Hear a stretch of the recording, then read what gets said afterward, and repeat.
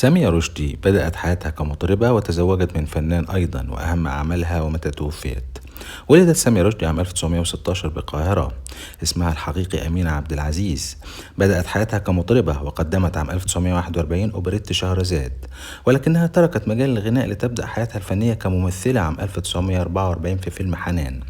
ولكنها سريعا ورغم عدم كبر سنها بدأت تقدم أدوار الأم، فكانت الأم التي تفرق بين ابنتها وحبيبها، مثل دورها في فيلم سر تقية الإخفاء عام 1959، أو الأم التي تريد أن تزوج ابنتها من شخص غني، مثل دورها في فيلم من القلب للقلب عام 1952.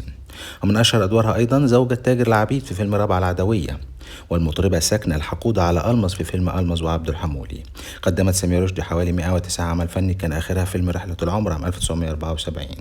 تزوجت سامية رشدي من الفنان علي رشدي، واستمر زواجهم طويلا حتى وفاة علي رشدي عام 1972. توفيت عام 1900.